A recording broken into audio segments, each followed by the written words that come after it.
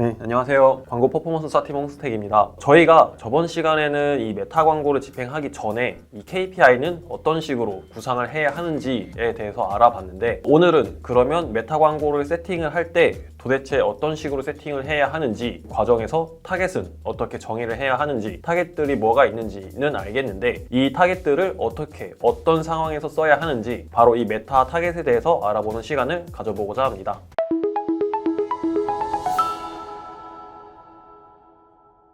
그래서 오늘은 이 메타 타겟에 대해서 조금 알아볼 텐데, 사실 저희가 이 메타 광고를 진행하는 가장 큰 이유가 바로 이 메타가 갖고 있는 이 똑똑하고 세심한 똘똘한 이 타겟팅 때문일 거라고 생각을 합니다. 저희가 이제 광고 세팅을 할 때 이 픽셀에 기반한 타겟팅을 하기는 하는데, 이 타겟이 정확히 어떻게 돌아가고 언제 쓰이는지를 안다면 좀 더 효율적인 광고 세팅이 이제 가능하겠죠. 그래서 이 메타 타겟에 대해서 이제 조금 오늘 딥하게 들어가 볼 텐데, 메타에서 효율적인 광고를 집행하려면 아무래도 이제 내 상품 및 뭐 서비스나 아니면 광고에 적합한 타겟을 찾는 이 A/B 테스트라는 거를 좀 지속적으로 하게 됩니다. 그래서 이 과정에서 타겟의 어떤 중요도 및 활용 범위를 저는 총 이 네 가지로 좀 정의를 해보긴 하는데요. 첫 번째, 저희의 어떤 업종이나 뭐 상품 아니면은 예산 뭐 등등에 따라서, 이 상황에 따라서 내 광고에 맞는 타겟 전략을 세울 수가 있겠죠. 뭐 우리가 뭐 이커머스인지 뭐 DB 업종인지, 우리가 판매하고 있는 상품은 뭐 어떤 건지, 우리의 현재 뭐 일예산, 월예산 등은 어떤지 등등, 이런 어떤 상황에 따라서 내 광고에 맞는 타겟 등을 이제 잡을 수 있는 그런 전략을 세울 수가 있겠고요.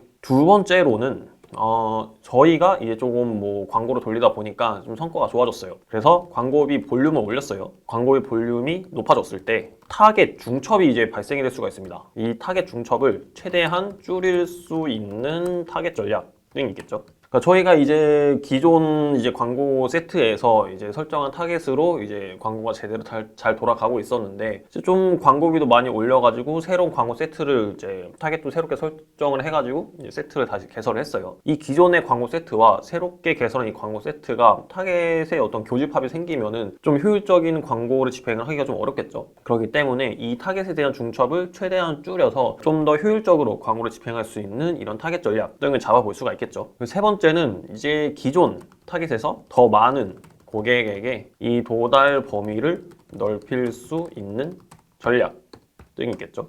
타겟 전략. 그러니까 저희가 이제 기존 타겟에서 이제 뭐 광고를 잘 제대로 돌리고 있다가 뭐 성과도 좀 괜찮게 나왔어요. 그래서 이제 기존 타겟에서 어느 정도 이제 구매도 발생되다 보니까 좀 더 이제 신규 고객이 많아졌으면 좋겠다 싶어서, 이런 어떤 고객에 대한 바운더리를 더 확장시킬 때, 즉 더 많은 고객에게 이제 도달 범위를 넓힐 수 있도록 또 이거에 맞게 타겟에 대한 전략을 세울 수가 있겠죠. 다음으로 네 번째, 이탈되는 고객을 이제 다시 잡기 위해서 의도적으로 광고를 반복 노출해서 어떤 빈도수를 올리는 전략. 쉽게 말하면 이제 리타겟팅이 되겠죠. 저희 웹사이트에 이제 저희 홈쇼핑이 유입이 되었는데 상품에 대한 어떤 구매 전환이 발생되지 않은 상태에서 바로 웹사이트에 대한 이탈이 발생이 됐다면은, 기존에 어쨌든 우리 광고에 관심을 가져서 이제 저희 웹사이트에 유입이 되었던 거잖아요. 그렇기 때문에 이 사람들이 이렇게 이탈된 고객들에게 우리에 대한 어떤 상품이나 서비스에 대한 광고를 지속적으로 계속해서 노출을 시켜서 다시 이탈된 고객들을 유입시켜서 이로 인해서 그 이탈된 전환율을 다시 올릴 수 있는 좀 그런 리타겟팅 전략으로 이렇게 세워볼 수 있겠죠. 이러한 네 가지 전략 등을 통해서 뭐 전략이나 뭐 상황, 예산, 상품 등 여러 가지 요인들을 이제 도출하고 또 분석을 통해서 그 나한테 맞는 타겟을 알아서 매칭하고 광고 효율을 높이는 부분이 가장 핵심이라고 볼 수 있겠습니다. 그래서 이제 보통 저희가 메타에서 정할 수 있는 타겟은 크게 네 가지가 있습니다. 첫 번째 논 타겟이 있고, 그리고 두 번째 관심사 타겟팅이 있죠. 뭐 상세 타겟팅이라고도 하죠. 그리고 세 번째가 맞춤 타겟, 네 번째가 유사 타겟, 이렇게 네 가지가 크게 있습니다. 그래서 요 네 가지 타겟에 대해서 이제 조금 알아볼 텐데, 첫 번째로 논 타겟부터 한번 알아보도록 하겠습니다. 일단 논 타겟 같은 경우는 뭐 위치, 연령, 성별, 뭐 언어, 뭐 요 정도로만 이제 설정을 하고 이제 광고를 돌리는 방식인데, 어쨌든 메타의 머신러닝을 토대로 타겟을 최적화하는 방식입니다. 이 메타 같은 경우는 이 머신러닝이라는 기술로 이제 이 AI가 광고인 픽셀 기반으로 데이터를 학습을 하면서 어떻게 보면 좀 자동으로 이 타겟이란 걸 잡아주기 때문에 좀 성과 높은 고객들에게 노출이 되도록 좀 많은 도움을 줍니다. 그래서 이게 보통 많은 광고주님들이 생각을 하시는 게 이게 논타겟으로 광고 세팅을 하면은 뭐 타겟이 아예 없어가지고 메타를 이용하는 모든 그 쓸모없는 고객들한테 다 광고가 노출이 되어서 좀 어떻게 보면 광고비에 대한 그런 누수적인 부분이 많이 발생하지 않을까 생각을 하시는 분들은 굉장히 많으신데, 결론부터 말씀드리면 절대 그렇지 않습니다. 이게 어쨌든 타겟 자체를 정의하지 않는 거지만 저희가 일시당초 캠페인을 세팅을 할 때 캠페인의 목표를 설정을 하고 세팅을 하게 되죠. 그래서 어쨌든 만약에 전환 캠페인으로 뭐 세팅을 하게 됐다면은 타겟 자체는 잡혀져 있지 않지만 우리가 판매하고 있는 뭐 상품이나 뭐 우리의 서비스에 가장 전환이 많이 발생될 것 같은 고객들을 이런 어떤 리밋이 없는 상태에서 계속해서 탐색을 하기 때문에 오히려 관심사 타겟을 설정을 할 때보다 더 성과나 전환적인 부분에서 좋은 효율을 보여주는 타겟이기도 합니다. 그래서 제가 이렇게 좀 이미지를 갖고 왔는데, 보통 이런 경우 이제 타겟의 도달 범위가 저희 이 네 가지 타겟들 중에서 범위가 가장 넓기 때문에 사실상 이 모든 타겟들 중에서 CPM 단가가 상당히 저렴합니다. 그리고 이제 사실상 여기서 이제 뭐 연령이랑 뭐 성별, 위치, 뭐 언어 요 정도로만 이제 설정을 할 수가 있기 때문에 머신러닝이 이런 어떤 다른 타겟에 영향을 받지를 않아서 머신러닝이 계속해서 조금 정교화되고, 이렇기 때문에 논타겟으로 돌리는 방향을 사실 메타에서도 가장 권장하고 있는 타겟의 방식이기도 하고요. 저도 사실상 논타겟으로 지금까지 메타 광고를 운영을 하면서 가장 좋은 성과를 많이 봤었던 것 같기도 합니다. 자, 두 번째는 관심사 타겟입니다. 상세 타겟팅이라고도 해요. 사실 이 위치, 뭐 연령, 성별, 언어 설정 후에 이제 추가적으로 여기 위에 보시면은 여기 어드밴티지 상세 타겟팅 밑에 뭐 이런 식으로 관심사 또는 행동 추가, 인구 통계학적 특성 이런 식의 이제 타겟을 설정을 할 수가 있습니다.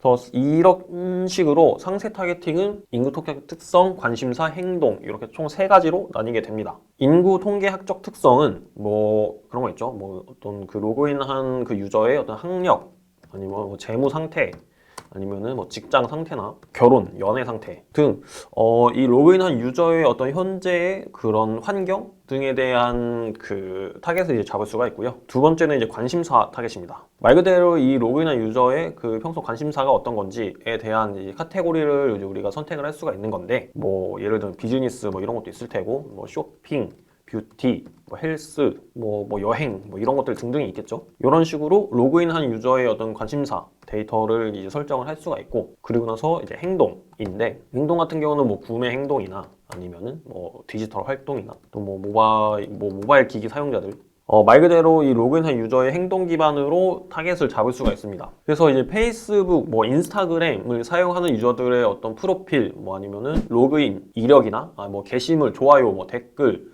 뭐 공유 및 스폰서 광고를 이제 클릭한 이런 전반적인 데이터를 분석을 해서 고객별로 반응하는 특정 카테고리를 이제 메타 자체에서 그룹 분류를 하고 이제 저장이 됩니다. 그래서 사실 이 관심사 타겟 같은 경우는 진짜 저희가 어떤 판매하는 그런 제품이 진짜 딱 그 니즈가 분명한 B2B나 뭐 고관여, 아니면 이벤트, 아니면 진짜 뭐 교육 업종이라거나, 아니면은 뭐 휴대폰 관련 제품 같이 이런 좀 특수성이 있는 경우가 아니면은 저는 좀 의지간해서는 상세 타겟팅은 설정을 안 하는 거를 추천을 드립니다. 이거를 설정을 하게 되면은 CPC도 그렇고 CPM도 그렇고 단가가 굉장히 높아지는 것도 있고요. 사실상 성과 자체에 그렇게 좋은 영향을 끼치지 않는 타겟팅이라고 저는 생각을 하기 때문에 이 부분은 조금 고려를 많이 해보시는 거를 좀 추천을 드립니다. 자, 세 번째로 이제 맞춤 타겟인데, 이 맞춤 타겟은 이제 픽셀 기반으로 실제로 이제 유저들이 행동을 취한 데이터를 활용을 하는 방식입니다. 그래서 뭐 예를 들어서 메타 페이지 또는 뭐 인스타그램 페이지 방문을 했거나, 아니면 뭐 게시글에 좋아요를 눌렀거나, 뭐 공유를 했다거나 등 좀 매체에서 활동하는 데이터 플러스 뭐 쇼핑몰 방문, 뭐 상세 페이지 조회, 뭐 상품을 이제 뭐 장바구니에 담았다거나, 아니면 뭐 주문서를 작성을 했다거나, 뭐 구매를 했다거나, 아니면은 뭐 웹사이트 회원가입을 했다거나 등 데이터를 이제 추출을 해서 이제 타겟을 설정을 하게 됩니다. 그래서 여기 보시면은 이제 넷소스, 뭐 메타소스 이렇게 해가지고 타겟의 종류를 설정을 할 수가 있습니다.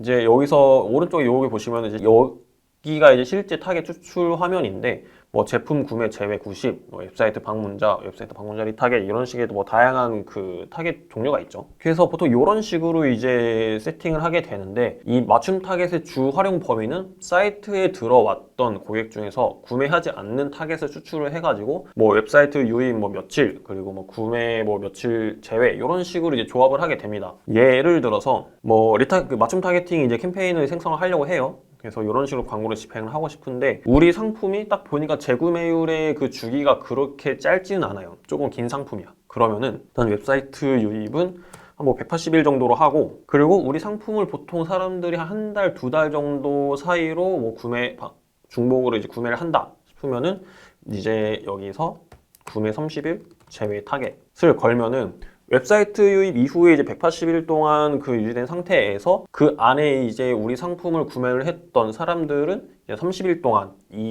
우리 광고를 보이지 않도록 이 타겟을 제외를 할 거야. 이런 식으로 이제 저희가 조합을 할 수가 있습니다. 그래서 이탈된 고객한테 광고를 노출시키는 뭐 흔히 가장 말로 많이 듣던 리타겟팅 전략이라고 생각을 해주시면 됩니다. 자, 마지막으로 유사 타겟. 이 유사 타겟 같은 경우는 이제 맞춤 타겟과 마찬가지로 이 픽셀 기반인 맞춤 타겟을 분석을 해서 이 해당 모수와 가장 유사한 행동을 했던 고객을 추출해서 타겟을 잡는 방법입니다. 뭐 대표적인 기간으로는 이제 1에서 이제 180일까지 가능하고 유사도 범위는 1에서 10%까지 가능합니다. 이게 비율이 높아질수록 더 크고 광범위한 타겟이 설정이 됩니다. 그리고 이 유사 타겟은 뭐 이렇게 막 만들 수 있는 건 아니고 몇 가지 추가 정보가 있는데 첫 번째가 이 유사 타겟을 위해서는 먼저 맞춤 타겟 소스가 필요합니다. 맞춤 타겟 없이 유사 타겟만 설정 불가능해요. 맞춤 타겟을 먼저 설정한 이후에 이 맞춤 타겟을 이제 기반으로 해서 이거와 비슷한 유사한 고객들을 이제 타겟으로 잡는 이런 유사 타겟을 설정을 할 수가 있는 거예요. 두 번째, 이 유사 타겟 설정을 하기 위해서는 맞춤 타겟 100명 이상의 데이터가 필요합니다. 그래서 유사한 그런 사람들에 대한 그 데이터 모수를 어쨌든 표본으로 만들려면은 어느 정도의 데이터가 형성이 되어 있어야지 이거를 비교를 하면서 유사 타겟을 설정을 할 수가 있겠죠. 그래서 최소 이제 100명 이상의 맞춤 타겟 데이터가 필요하고요. 그리고 또 맞춤 타겟 사람들은 이 맞춤 타겟에서 이제 말 그대로 이제 맞춤이 된 이 사람들은 유사 타겟에서 제외됩니다. 기존의 맞춤 타겟에서 이 타겟이 됐던 사람들, 뭐 웹사이트를 방문을 했다거나 구매를 했던 사람들은 이제 이후에 유사 타겟 설정을 할 때 이 유사 타겟 그 모수에서 제외가 됩니다. 그렇겠죠. 근데 이것도 같이 이렇게 중복으로 타겟이 잡히면 안 되니까요. 그리고 네 번째, 1%가 맞춤 타겟과 가장 유사한 타겟입니다. 이게 간혹 가다가 이 퍼센테이지가 높아질수록 더 유사도가 높지 않냐라고 말씀하시는 분들이 있는데 반대입니다. 1%가 가장 맞춤 타겟과 유사한 타겟이고 이 1%에서 점점 멀어져서 이제 10%가 될수록 가장 유사하지 않은 타겟입니다. 그러니까 비율이 높아질수록 더 크고 타겟이 광범위해진다고 생각을 해주시면 돼요. 이런 식으로 이제 맞춤 타겟 이후에 유사 소스 선택을 하고 그리고 이제 이벤트 소스도 선택을 한 다음에 그 다음에 뭐 타겟 위치도 선택을 하고 여기 유사 타겟 수를 이제 고를 수가 있습니다. 지금 이제 3개로 되어 있는데 뭐 1, 2, 6 이런 식으로 되어 있죠. 요 퍼센테이지가 더 높아질수록 요 추산 도달의 명도 더 높아지게 되는 거예요.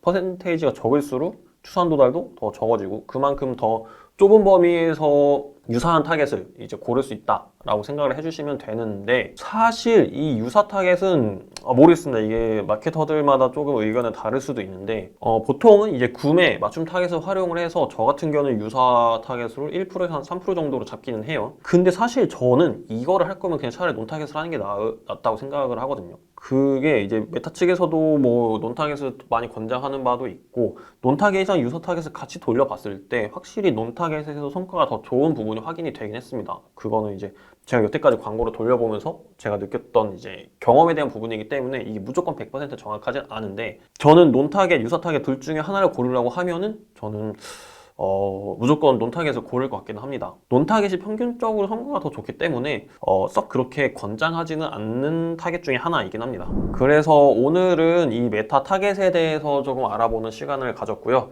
다음 시간에는 이제 저희가 이런 식으로 이제 세팅을 했으니 실제로 이제 광고를 이제 돌렸을 거잖아요. 광고가 집행되면서 이 파생되는 이 데이터, 메타 광고에서 발생되는 이 데이터는 도대체 어떻게 분석을 해야 하는 거고 뭐 어떤 식의 데이터가 있는지 알아보는 시간을 가져보도록 하겠습니다. 이상 영상 시청해주셔서 감사하고요. 광고 퍼포먼스 사팀 홍승택이었습니다. 감사합니다.